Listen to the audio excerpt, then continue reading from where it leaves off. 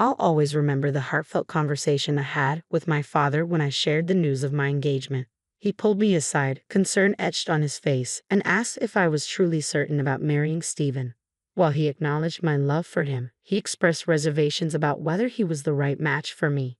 Confused, I pressed him for an explanation. My father told me that, despite Stephen being affectionate and respectful, he sensed something unsettling about him and his mother that he couldn't quite articulate, attributing it to a father's instinct. I was defensive, questioning why he felt that way. My father mentioned that Stephen often boasted about my wealth to his friends, portraying me as a trophy rather than a partner. He worried that Stephen's affection might not be genuine. At the time, I dismissed my father's concerns, blinded by love and clinging to a relationship that felt like it could anchor me, especially after losing my mother 3 years prior. With my father's health declining, I felt a profound need for stability. My father had built his wealth through savvy investments and hard work, creating a comfortable life for us. I was also earning a decent income, but in contrast, Stephen and his mother, Megan, came from a modest background and frequently expressed their dissatisfaction with not having enough. Even after moving into my house post-marriage, they remained discontent, always yearning for a more luxurious lifestyle. In retrospect, I realized that my father likely saw what I couldn't at the time. I was a young woman in love, desperate to hold on to something that felt like it could provide meaning amid the grief and loneliness I felt. Although Stephen and Megan became my new family, they were not the sanctuary I had hoped for. I vividly remember a moment when Stephen and Megan lamented the size of my townhouse in comparison to my father's mansion. "It's such a shame," they said, "that with your dad living in such a grand place, you ended up buying this tiny house." I explained that despite my father's wealth, I was just a regular office worker with a modest income, and buying this house had only been possible with his help on the down payment. Megan, ever materialistic, suggested my father should have bought me a better place, hinting that something must have been left for me by my mother after her sudden passing without a will. I tried to clarify that whatever my mother had left was rightfully my father's and that I was content with what I had, feeling no entitlement to more. Then Stephen made a bold suggestion that my father should swap houses with us since he was living alone and didn't need all that space. To my shock, Megan eagerly agreed. I was appalled and firmly refused, emphasizing that the house belonged to my father, who deserved to live there comfortably for the rest of his days. Their response was cold and calculating, suggesting that since my father was ill, they could wait a few years, and eventually, everything would belong to me. Their blatant planning for my inheritance was deeply disturbing, compounded by their constant nudges to ask my father for more money, even though we weren't in financial distress. They seemed fixated on living a millionaire lifestyle without the means to support it. The real crisis unfolded after my father passed away from cancer. I was heartbroken and received little support from Stephen or Megan, who seemed more concerned about the will than my grief. They even refused to attend my father's funeral, claiming he meant nothing to them. This left me feeling both devastated and furious as my father's earlier warnings echoed in my mind, stirring doubts about Stephen and Megan's true intentions. Their increasingly questionable behavior became hard to ignore, and I found myself seriously questioning their motives in our relationship. I couldn't shake the feeling that Stephen and Megan were primarily interested in my inheritance. Their intentions became painfully clear during the will reading. Outraged at being excluded, Stephen demanded to know why they weren't allowed to attend. "He was my father-in-law, after all," he exclaimed.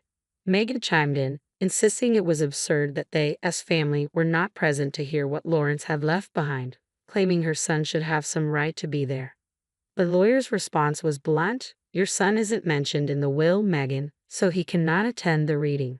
I felt compelled to confront them about their obsession with the inheritance, especially given their absence from the funeral. It seemed to me that my father was only considered family when money was involved. After the will reading, their behavior escalated. I returned home to face their incessant questions, still grieving my father. They offered no comfort or sympathy, only probing me about the details of the inheritance. "So how much did you inherit from your parents? They must have left you a lot, right?" Megan asked eagerly. I responded, more to end their speculation than anything else. "Actually, I didn't receive any money. My parents' wealth wasn't left to me." The revelation stunned them. "You got nothing, but your parents were wealthy. They must have left you something. Are you sure you're not hiding it from us?" Stephen accused. I reassured them. "There's no money. You're welcome to check my bank statement soon, but you won't find any changes." As for the rest of their assets, they decided to donate what was left to charity. Their frustration was palpable, and Megan was quick to suggest I contest the will. "That's ridiculous. You need to fight for your inheritance," she insisted. I stood firm in my response. "There's nothing to fight for. My parents decided to give their remaining assets to charity." I respected my parents' choice, but Stephen and Megan seemed infuriated by my lack of interest in pursuing a fortune that no longer existed. Their anger and disbelief baffled me, but it only solidified my suspicions about their true motivations. I was on the verge of revealing everything, but a nagging doubt held me back. I couldn't shake the feeling that Stephen and his mother were scheming behind my back as they continued to press me for details about the inheritance. I stood my ground, firmly repeating that I hadn't received any money and even suggested I could show them my bank account to prove it. As a month went by, Stephen's behavior changed dramatically. He grew distant and agitated, frequently checking my bank account and badgering me about the inheritance. It became clear to me what his true motivations might be. Finally, I had enough and decided to confront the situation head-on. I showed them my bank statements, confirming that no inheritance had come my way. "See? I wasn't lying. There's no secret inheritance," I asserted, hoping this would settle the matter. However, their reaction shocked me. Stephen exploded. "All our years of effort wasted. So your parents weren't that rich, and you didn't even get a dime. This is unbelievable." His disappointment was palpable, and then he uttered words that shattered me. "I stayed in this marriage for nothing. I married you for nothing. It was all a waste." "What do you mean, Stephen? Why would you say that?" I asked, my heart sinking. Megan scoffed. "Who would marry you without considering the money? My son married you expecting we could bank on your inheritance. Now we see you got nothing. I can't believe I wasted 6 years on a useless girl like you. Stephen could have done so much better." Hearing them speak so callously confirmed my worst fears. It was clear that Stephen had married me for my money. My parents had been right about him and his mother. They were nothing but gold diggers. As much as it hurt, what came next was even more crushing. Megan turned to Stephen with a cold, calculating look. "What's done is done, Stephen, but now it's time for you to leave her. There's no reason to say any more. You'll have time to find a new rich wife next time, one who has money." Her words pierced through me like a knife. "Are you kidding me, Megan? You're pushing Stephen to divorce me over money?" I asked, my voice trembling, and the silence from Stephen spoke volumes. It was a defining moment for me. The facade had crumbled, revealing the stark and ugly truth of their intentions. Heartbroken, I knew I had to find the strength to move on from this betrayal.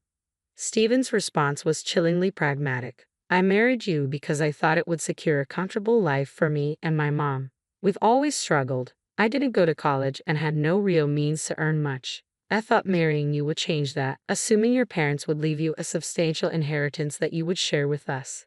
His blunt admission that he had feigned love for financial security stunned me.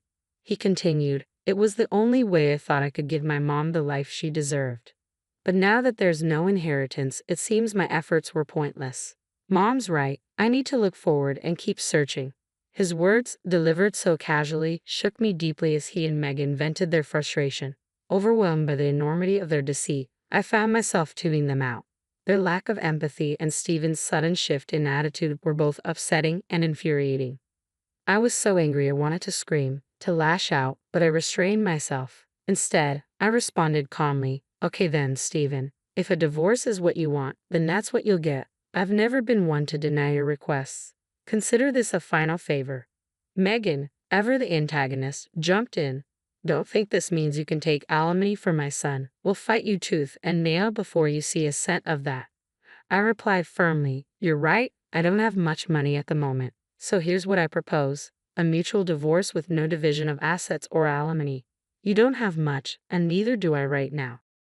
If you forgo alimony, I'll agree to sign and not claim anything further from you." We then discussed the details of our divorce more pragmatically. The conversation was devoid of any emotional connection. It felt purely transactional, reflecting the stark reality of our relationship's dissolution.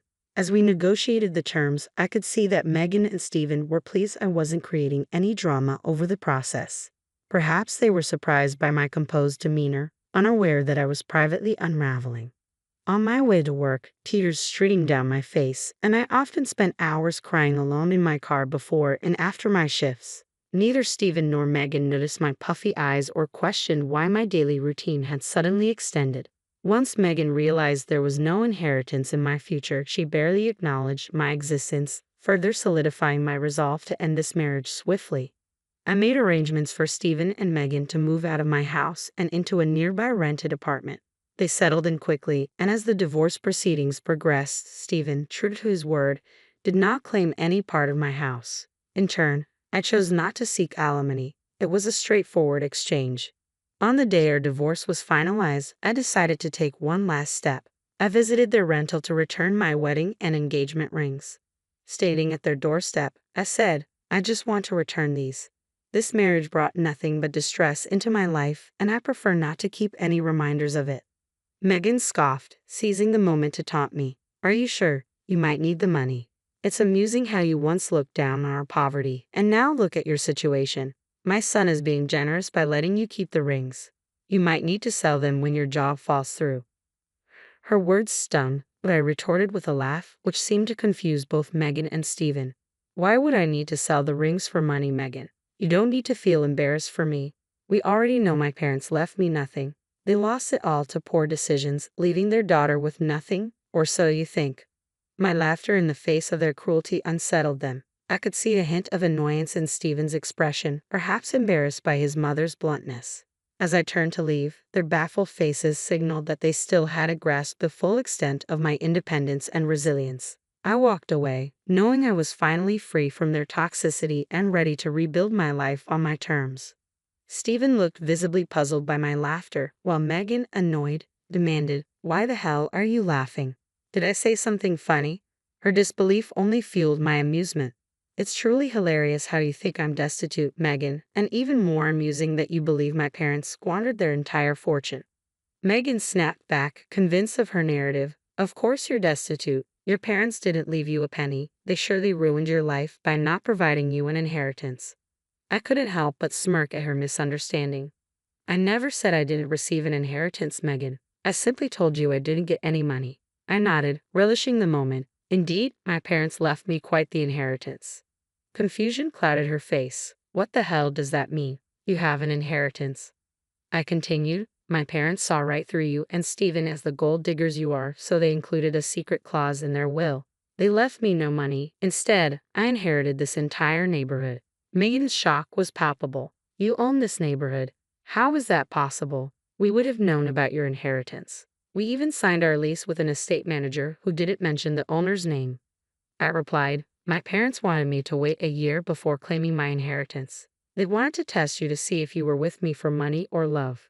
You failed that test, and now you won't receive anything from me. The estate manager was appointed by my parents to manage the property until I could claim it. They were very clever, you know." "That's impossible. I don't believe a word you're saying. You're just embarrassed because you have no money." Megan shot back, disbelief etched across her features. Stephen chimed in, skeptical yet curious. "Oh really? Is that what you think happened?" His tone was mocking, but I could sense a hint of doubt. "Well, why don't we just call the landlord and find out from him?" "Go ahead," I encouraged, fully aware of what the outcome would be. With a mix of defiance and desperation, Megan and Stephen called their landlord, who indeed was the estate manager. As they listened, their expressions transformed from confidence to shock. The estate manager confirmed everything I had said. After hanging up, their faces twisted with a mix of anger and panic. "You lied to us," Megan accused, her voice trembling. "You tricked us into thinking you had nothing." Standing there, watching their realization dawn, I felt a strange mix of vindication and sadness. Their obsession with wealth had blinded them to the value of genuine relationships, and now they were reaping the consequences of their greed and deceit. Stephen and Megan stood there, dumbfounded, grappling with the fact that I now owned the entire housing community. "You kept all this wealth to yourself. You tricked Stephen into divorcing you and made sure he wouldn't claim anything." Megan's voice was tinged with desperation and betrayal. I couldn't help but laugh at their feeble attempt to twist the narrative. "It's quite ironic that you're calling me the trickster," I replied, the irony of their accusation not lost on me. "Stephen, you married me under false pretenses, claiming love where there was none. And Megan, You coached him into this and even pushed for the divorce, thinking there would be no financial repercussions for you. If anyone's the scammer here, it's both of you. The truth was simple. They had inquired about my financial gains from the inheritance, and I had answered honestly. This was all a big misunderstanding, wasn't it? But what's done is done. It's curious how you're suddenly interested in rekindling things now that you know about my inheritance. And Stephen, aren't you already courting another wealthy woman? Don't worry, I'll make sure she knows exactly who you are. As the severity of their situation sank in, Stephen and Megan began to plead with me. Stephen even dared to ask me not to interfere with his new relationship if I wasn't willing to give him a second chance. My response was blunt. Get lost. I also informed them that they would be evicted once the property transfer was finalized. Over the following weeks, they repeatedly showed up at my doorstep, begging for forgiveness. Their desperation was palpable, especially since they already had an eviction on their record, making it difficult to find a new place. The only reason they were still on my property was that I had instructed the estate manager to allow it temporarily. Taking action, I reached out to Stephen's new interests and told her everything. She was appalled by their actions and ended things with him immediately, even showing me their exchange of texts as proof of the breakup. After this debacle, when Stephen and Megan resorted to verbally attacking me, I had no choice but to call the police. Their actions had crossed all boundaries of decency, confirming that my decision to distance myself from them was not just right, but necessary. Once the inheritance was officially transferred into my name, I didn't hesitate to evict Stephen and Megan from the property. They seemed shocked that I followed through with my threat. Despite their initial disbelief, they attempted to return to my property, prompting me to call the police. The officers issued them a stern warning, and I proceeded to file for a restraining order to ensure they would stay away.